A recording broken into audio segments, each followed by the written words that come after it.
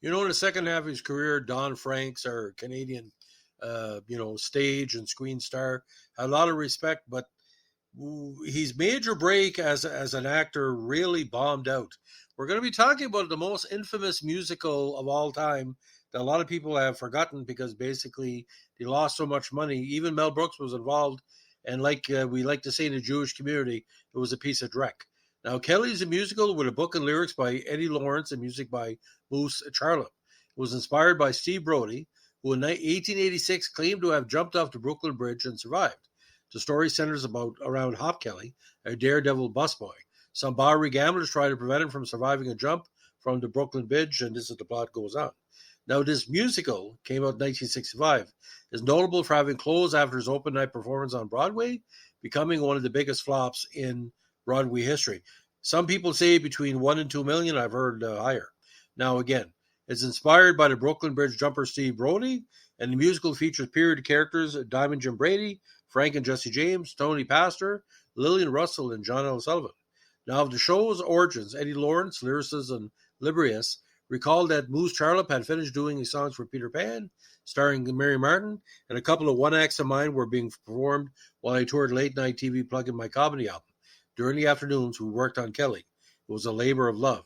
At that early stage, the show was titled Never Go There Anymore. Now, Lawrence further recalls that we ran into some producers. He said to be waiting for the show all their lives and wanted to present it on Broadway. The show's original producer was Broadway stalwart Edward Padula, in association with January Productions, whose deal included a motion picture adaptation. Toward the end of '63, it was reported that the budget had been set at $350,000, with $100,000 to be invested by Roulette Records. At the early stage, a number of actors were named as possible leads, including impressionist Frank Gorshin and film actor Richard Harris were being looked at to the lead. Now, Lindsay Anderson was engaged as the show's first director. Rehearsals were scheduled to start on 27 January 64, with a Broadway opening planned for March. None of this, however, came to pass. And here the legend begins. Delays, rewrites, rumors of incompetency, all kind of stuff. By April of that year, the show had been taken up by new producers, of all people, David Susskind, Daniel Melnick, and Joseph Eve Levine of Embassy Pictures. Levine financed $250,000 of the $400,000 budget, with a balance coming from Columbia and 600 investors. The sponsors acquired the motion picture rights by placing a down payment of $500, with the ultimate cost rising to a maximum of $650,000, based on a percentage of ticket sales for each of the show's profitable weeks. Now, before its Broadway opening, the show was presented for 3 weeks in Philly and half a week in Boston. While Kelly was in tryouts, roles played by Ella Logan, Jack Creeley, and the great Avery Schreiber were cut by show doctors Leonard Stein and, of course, the incomparable Mel Brooks. Pre-Broadway promotion for the show included an event on the Brooklyn Bridge with a series of chorus girls. Now, this is where it gets pretty bizarre. The amount of Hollywood types or New York types involved in the production was flowing over. It was directed by and choreographed by the great Herbert Ross, and the musicals began previews at the Broadhurst Theatre on February 1, 65, and eventually opened and closed on February 6 after 7 previews and 1 performance. The cast included Franks, Wilfred Bramble, Anita Gillette, Mickey Shaughnessy, Eileen Rogers, and Jesse White. Scenic design was by Oliver Smith, costume design by Freddie Whittop, and lighting design by Theron Moser. The show's logo, which featured on posters and playbills, and much later on the LP and CD covers, was designed by French-born illustrator Tommy Ungerer, who was then and remains best known for his children's pictures books. Now, industry representatives quote in the New York Times stated that he could not recall any other Broadway musical representing such a comparable expenditure that became a casualty so quickly. Now, costs, according to published reports, had ballooned to $650,000, with the biggest loser, of course, being Levine, followed by Melnick and Susskind, who invested a total of $150,000. There had been increasing arguments between the producers and writers, with Susskind complaining that the authors were unwilling to make changes per the recommendations of the investors. Charlap and Lawrence were so upset with changes that he filed suit in New York Supreme Court, seeking an injunction to prevent the play from opening. It's like telling a fish you're dead and you still stink, but I'm still going to sue you. Now, when the judge urged that the parties pursue arbitration, lawyers representing Charlap and Lawrence were threatening to sue for damages that had been caused through unauthorized charges, omissions, So let's see, the fun continues. In a review in the New York Times, critic Howard Toberman opened by noting that Ella logos were written on Kelly before it reached the Broadway's Theatre Saturday night. Congratulations, Miss Logan. And continued to describe what he saw as a production from which there was ample critical, if not legal grounds, for an injunction, lampooning the legal wrangling that had gone on about the production. The play's brief life was later described by Melnie's son as not his father's favorite moment in history, but nonetheless won the award with grace.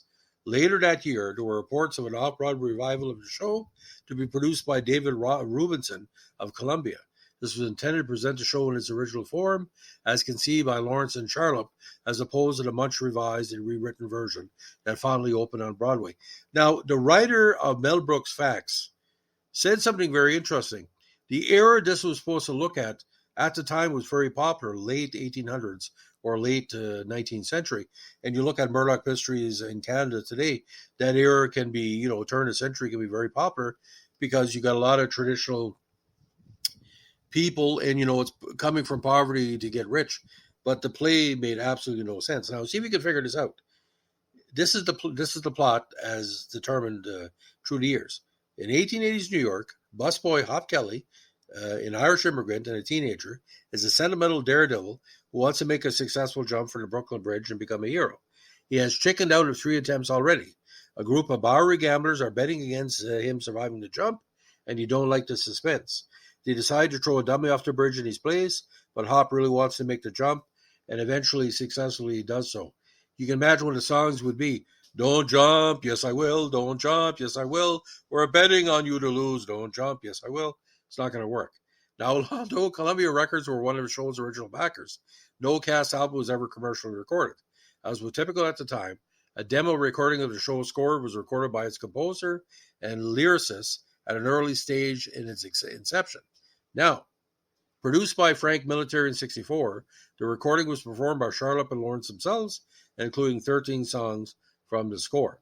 Now, the demo, which was only ever intended as a limited release for private circulation, was eventually finally commercially released in 1980, 15 years after the show closed. The LP, simply entitled Eddie Lawrence and Moose Charlotte Sings Their Songs from the Musical Kelly, formed part of a series of albums on the original cast label, founded in 1975 by the Ecos, which specialized in obscure musical theater productions. The album's executive producers were the Ecos and Eddie Lawrence, and it was dedicated to memory of Moose, who died in 1974.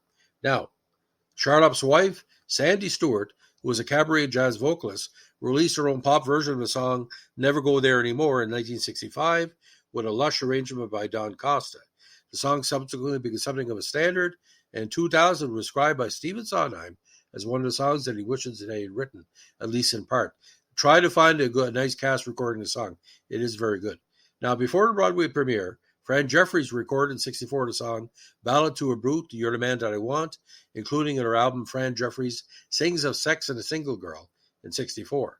Now, in 1998, the New York Theater Company in New York City presented a concert version of Kelly as part of his Musicals in Mufti series, spotlighting neglecting musicals and scores.